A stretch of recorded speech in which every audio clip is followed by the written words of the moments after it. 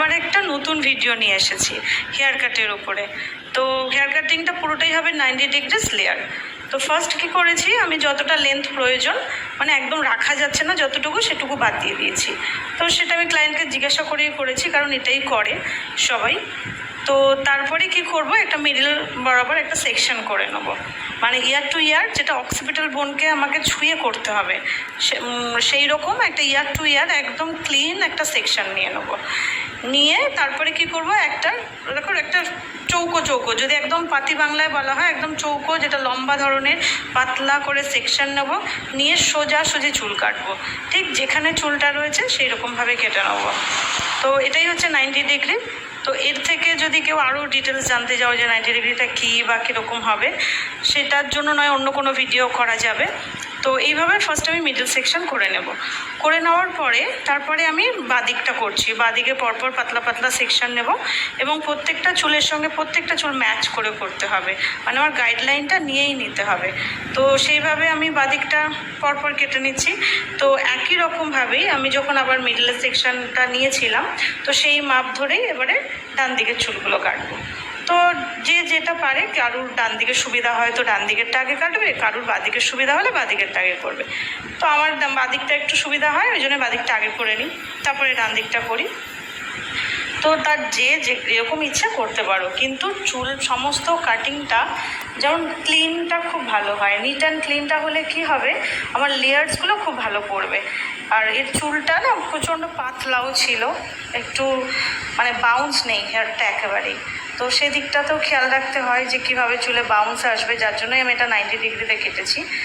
তো সেইভাবেই একদম দেখো মাথার ক্রাউন এরিয়াতে আবার একটা সেকশন নিয়েছি, নিয়ে একদম সোজাসুজিভাবে কেটে নিচ্ছি। সেটাও পুরোটাই মিডিলটা আগে করে নিলাম, তারপরে লেফট সাইড কাটবো। ঠিক একইভাবে ওরকম পাতলা পাতলা সেকশন নিয়ে মিডিল থেকে একদম বাদিকটা পুরো কেটে নিচ্ছি। কেটে নেওয়ার পরে দেখো আমি আবার একটু রিচেকও করে নিয়েছি, মানে একই রকম যাতে হয়, কোথাও ছোটো বড়ো যাতে না হয়, সেইভাবে পুরো মাপ মতন কাটতে হবে। ঠিক সেম মিডল থেকে আবার আমি ডান দিকটা নিয়ে কেটে নিচ্ছি। তো এটাকে পুরোটাই 90°-এ কাটা হবে এবং প্রচুর লেয়ার পড়বে। আর অ্যাকচুয়ালি কি হয়, আমার যে ক্লায়েন্ট না, তার ফেসটা একটু লম্বা ধরনের।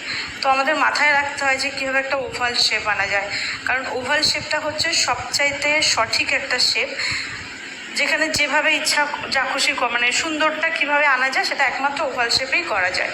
তো যার রাউন্ড শেপ তাকে আমরা চেষ্টা করবো মধ্যে মানে পুরোপুরি যাতে ওভাল শেপটা হয়। তো হেয়ার কাটিংটাও সেইভাবে করা হচ্ছে যাতে তার ফেসের লম্বা গঠনটা একটু কমে যায়, কারণ ফেস হিসাবেই কিন্তু হেয়ার কাটিংটা করা হয়।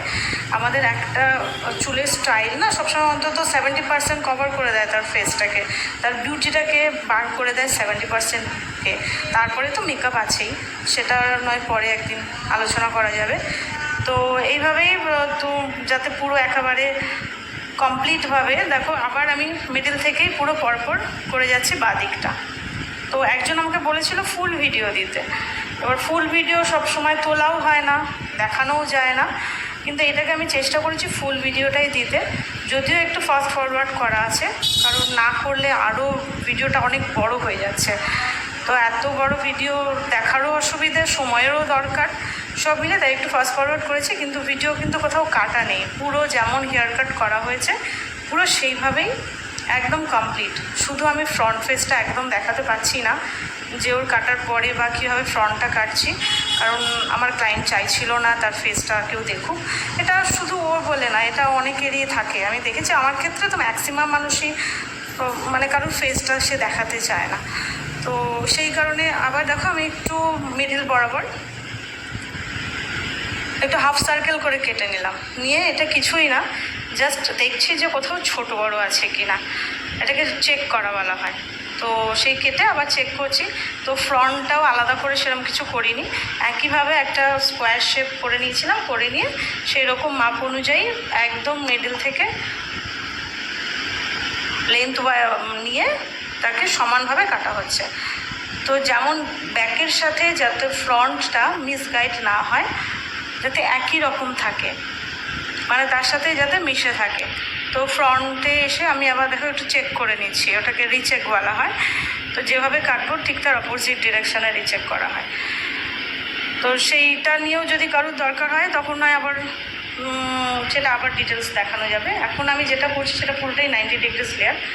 তো 90° করলে যে কতগুলো লেয়ার পড়ে এবং কত লেয়ার পড়ে সেটা দেখলেই বোঝা যাবে। পুরো চুলটাই একদম লেয়ারে ভর্তি হয়ে রয়েছে।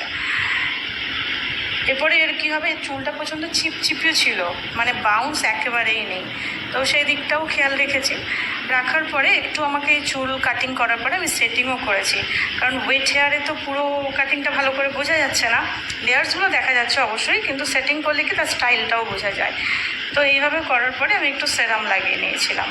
তো সেরাম লাগানোর পরে ব্লো ড্রায়ার দিয়ে যেমন কেটেছিলাম ঠিক তেমনই করে, মানে যেই মাপে মাপে আমি ঠিক কেটেছিলাম সেইভাবে জাস্ট রোল করে আমি ব্লো ড্রায়ার দিয়েছি।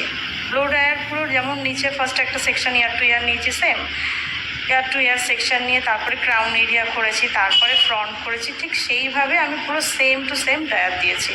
ড্রায়ার দিয়ে সেটিং করার পরে লাস্টে দেখাই যাবে যে দেখো কেমন হয়েছে। এই যে পুরো ভিডিওটার পরে এরকম হচ্ছে তার কাটিংটা, পেছনটা, ফ্রন্ট আমি একেবারেই দেখাতে পারলাম না, তো দেখে বলবে কেমন হয়েছে।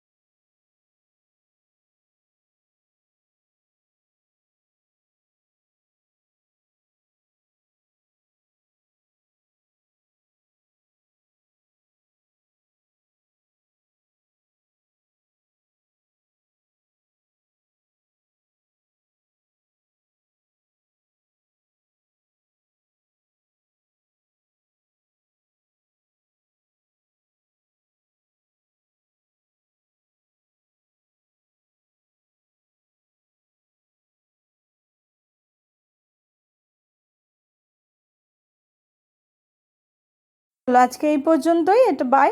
আবার পরের দিন অন্য কোনো ভিডিও নিয়ে চলে আসবো। Bye, tata.